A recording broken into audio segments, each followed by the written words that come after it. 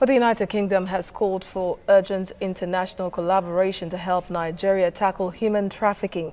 United Kingdom's Independent Anti-Slavery Commissioner Kevin Highland made the call at the UN Security Council open debate on modern slavery this past weekend in New York.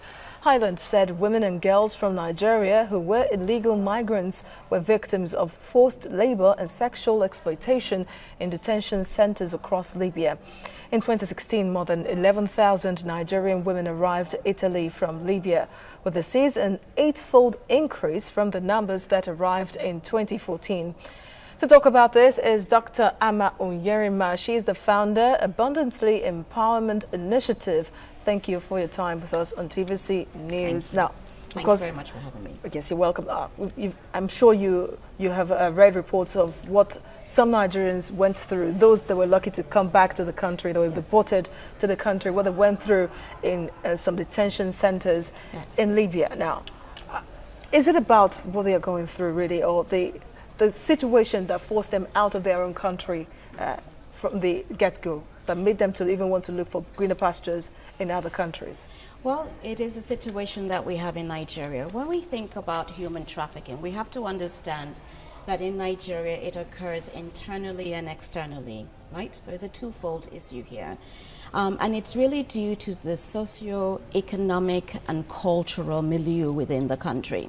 On one hand, you have a society that does not value women and girls, let's be honest.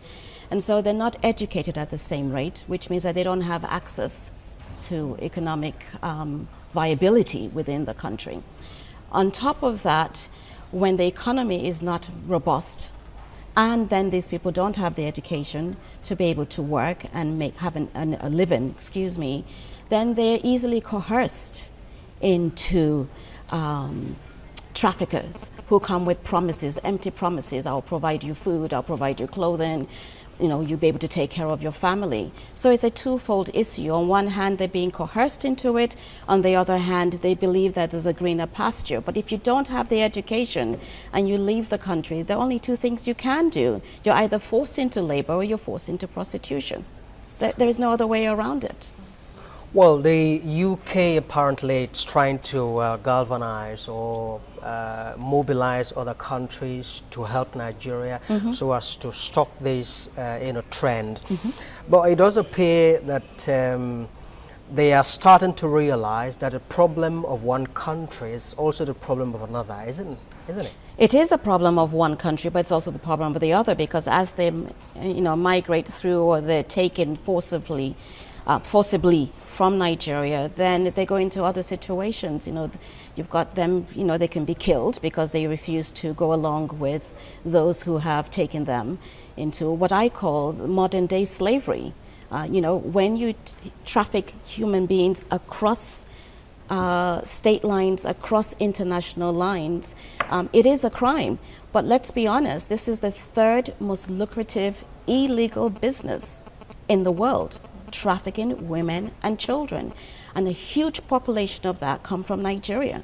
So our borders are open. We don't have we have laws and we have security agencies, but there has to be a cohesiveness. And we have to recognize that this is an issue for us in Nigeria. When we begin to value our girls and our women, and we protect them, and we provide the social systems to support them when they're in crisis, when they're hungry, when they need a place to stay, then they're less likely to leave and go to another country where they become prostitutes and laborers. Now looking at this holistically, are you safely sure that this problem can even be solved, knowing that Libya is the gateway to Europe, and not all Nigerians going there with hope of either getting good jobs there or transiting from there to Europe are practically suffering at home before going? So do you think that this problem can be solved and people smugglers can be checked from carrying out these activities? Well, there are laws in place that guard against human trafficking, and it's also punishable, right? 5 years imprisonment or something like that, and a fine. At the same time, for human traffickers to operate within a country, they have to have some support somewhere within the system. Where it is, I don't know, but I do know that the Nigerian police has an anti-trafficking desk. And it is possible for us to report cases that we know, and they will support these women and children who are being trafficked across the country, within the country and outside of the country. It's a twofold thing in Nigeria. Is it possible? Yes, it is, but it starts with education.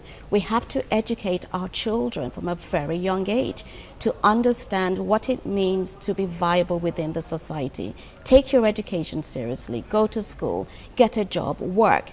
And if for some reason those things don't come together for you at an early age, know that it will later on. But at the same time, the system has to provide for girls and women who are in hardship and need that support. All right. Well, education of the girl child, it's a very important thing, as you say, and that's where to start from. Really. But some countries have been trying to, solve this problem of, immigration, and all of that. Countries like Australia, came up with a policy that they call "Stop the MRC." And then you have a Donald Trump, building walls, around the U.S. and all that. What do you make? Is it the right approach, to solve the problem? I don't know if it's the right approach, but I do know that it's going to take government agencies, it's going to take international partners, it's going to take NGOs such as the one that I'm associated with, working in unison to make sure that the education is there for the girl child to understand that when somebody approaches you and speaks to you in a certain manner, that you have to be cautious and you can go and report to the police. At the same time, for parents to be aware, because there are situations where the parents are giving up the girls to do prostitution so that they can have some money. So it's twofold. You've got those who are coming after them and coercing them. You've got parents who sometimes give up their girl children. And then you've got the girl children or the women who are desperate. They're desperate. So it's a socio-economic and cultural issue. All right, so what should organizations, NGOs like yours and government do for the unlucky ones, so to say, those that went there and got deported? Should they be abandoned? Is there no hope for them that it could still be principal activators of something good in their society when they're back? Well, I know that NAPTIP, which is the organization in Nigeria, does offer 6 weeks housing for those who come back, and they can have some redress. And I do believe that there are some pockets of funds that can help them. But again, we have to make sure that when they do come back, all of these things are in place and they're not labeled. Socially, we don't do well when people are not within the milieu of what we think is normal in Nigeria. We don't want them to be stigmatized. It's easy for them to be stigmatized, but they also have to have jobs to come back to. They also have to have education when they come back. All of that support has to be continuous. It just can't end because they've come back and after 6 weeks, you sort of send them off and say, good luck, try to figure it out. All right, education is the key. Education and awareness is the key, but we also have to work together with government agencies and other organizations and international partners. Dr. Ama Onyerinma, founder, Abundantly Empowerment Initiative. Well, thank you very much indeed. Thank you very much for having me. Share your thoughts with us. Thank you.